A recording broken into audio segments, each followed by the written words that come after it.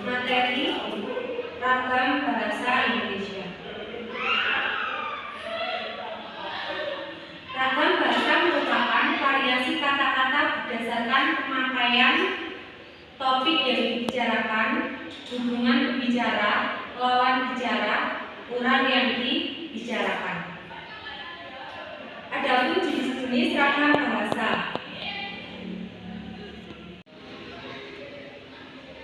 Ragam bahasa yang pertama adalah ragam bahasa daerah atau dialek.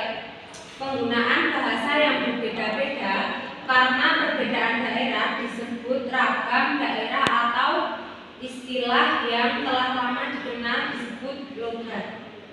Logat yang paling menonjol atau tampak yang mudah diamati ialah lafal.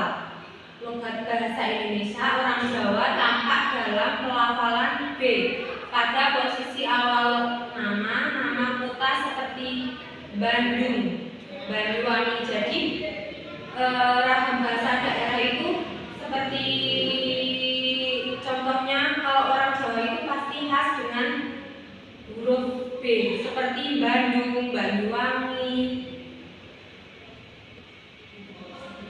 Yang kedua, ragam bahasa terpelajar. Tingkat pendidikan penutur bahasa Indonesia turut mewarnai penggunaan bahasa Indonesia.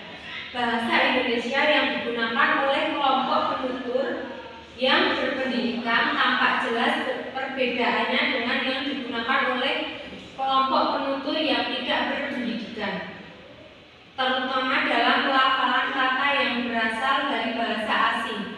Misalnya video, kalau orang-orang yang biasanya mau lihat video, tapi kalau orang yang berpendidikan pasti dia akan lebih terkontrol bahasanya seperti video, film, komplek, atau dan lain-lain. Jadi ragam bahasa terpelajar ini digunakan kelompok penutur yang tidak berpendidikan, terutama dalam pelafalan. Yang ketiga, ragam bahasa resmi dan ragam bahasa tak resmi.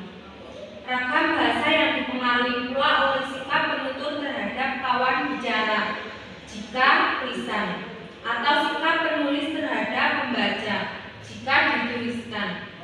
Sikap itu antara lain resmi, akrab, dingin, santai. Kedudukan kawan bicara atau pembaca terhadap penutur atau penulis turut mempengaruhi sikap tersebut. Misalnya, kita dapat mengamati bahasa seorang bawahan atau petugas ketika melapor kepada atasannya atau pimpinannya, bahasa seorang ibu yang membujuk anaknya. Jadi ragam bahasa resmi dan ragam bahasa tak resmi ini contohnya seperti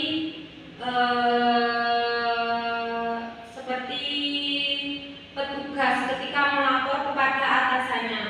Petugas ketika melapor kepada atasannya kan pasti menggunakan bahasa resmi, dan itu pun harus dengan tata cara yang baik. Sedangkan kalau yang tak resmi, bahasa seorang ibu yang membujuk anaknya, itu pasti akan menggunakan bahasa yang biasa saja, tidak resmi.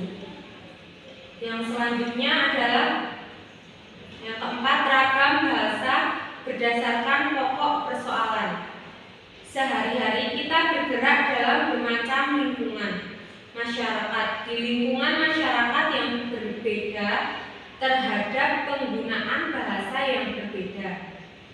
Misalnya, bahasa yang digunakan dalam lingkungan ilmu dan teknologi berbeda dengan bahasa yang digunakan dalam lingkungan niaga, serta berbeda pula dengan bahasa yang digunakan dalam lingkungan seni atau kebudayaan. Jadi yang keempat ini ragam bahasa berdasarkan pokok persoalan. Itu pokok persoalan itu dibagi jadi beberapa. Contohnya di lingkungan ilmu dan teknologi pasti berbeda dengan di lingkungan niaga atau perdagangan. Kita menggunakan bahasa di lingkungan ilmu atau pendidikan itu akan jauh berbeda ketika kita pergi ke suatu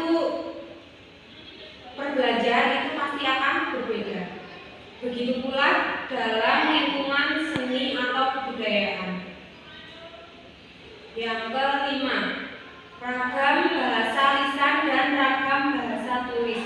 Ditinjau dari media atau sarana yang digunakan untuk menghasilkan bahasa, penggunaan bahasa dapat dibedakan dalam dua macam, yaitu ragam bahasa lisan dan ragam bahasa tulis.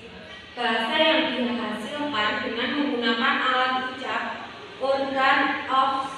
alat ucap atau organ of speech, dengan fenom sebagai unsur dasar yang dihasilkan dengan memanfaatkan tulisan dengan huruf sebagai unsur dasarnya, dinamakan ragam bahasa tulis. Jadi yang terakhir ini adalah ragam bahasa lisan dan ragam bahasa tulis. Sekian presentasi